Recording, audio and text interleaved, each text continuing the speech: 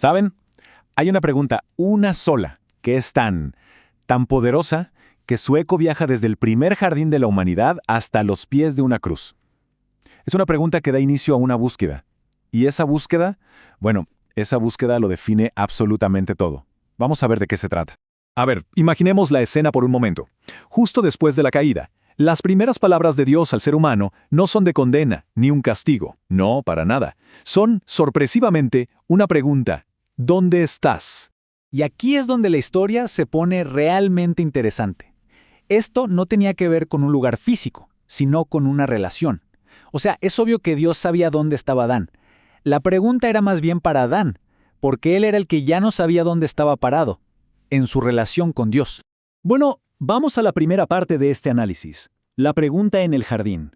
Para entender de verdad esta búsqueda, tenemos que regresar al principio, al mismísimo contexto original de esta pregunta tan fundamental. La clave de todo está en el idioma original. En hebreo, la pregunta no es para sacar información, es para buscar comunión.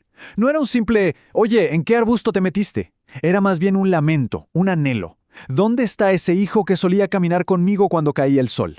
Y esto de verdad muestra una humildad y una gracia increíbles. El primer diálogo no es un juicio, es una búsqueda. Pensemos en esto por un segundo. La misma voz que creó galaxias enteras, ahora estaba buscando a un hombre quebrado escondido detrás de unas cuantas hojas. Eso es la gracia en su forma más pura. Pasemos a la segunda parte, la historia de esconderse. Porque claro, a la búsqueda de Dios le siguió una respuesta que se convertiría en un patrón para toda la historia de la humanidad. El acto de esconderse. ¿Y por qué se escondió? Pues porque el sonido que antes le era familiar, la voz de Dios, de pronto fue reemplazado por otro ruido, uno nuevo y ensordecedor, el de la vergüenza. Y así, de alguna manera, empieza nuestra historia, escondiéndonos de la única persona que de verdad puede encontrarnos. Este estado, esta desconexión, se describe perfectamente en la carta a los Efesios. Ahí dice textualmente, estábamos muertos en nuestros delitos y pecados. Pero, ojo, ¿qué significa muerto aquí? No quiere decir que no existiéramos. Significa algo mucho más profundo, desconectados de la fuente de la vida. Y esa desconexión, justamente eso, era lo que Adán no lograba comprender en ese momento. Ok, tercera parte, el eco en la cruz. Ahora vamos a dar un salto enorme en el tiempo, miles de años hacia adelante, para ver cómo esa pregunta del jardín vuelve a aparecer en el momento más crucial de la fe cristiana. Fíjense en esto. Miles de años después de la pregunta en el Edén, por fin encontramos la respuesta en el Calvario. Pero esta vez, Dios mismo baja a ese jardín del dolor, no para volver a preguntar, sino para convertirse Él mismo en la respuesta. Cuando Jesús grita desde la cruz, Dios mío, ¿por qué me has desamparado? Es imposible no escuchar en ese clamor el eco desgarrador de la primera pregunta. ¿Dónde estás? Y esto nos lleva directo a la cuarta parte, la gran inversión. Porque lo que pasa en el Calvario no solo responde a lo del Edén, sino que de una forma increíble le da la vuelta por completo. Miren esta simetría. Es perfecta.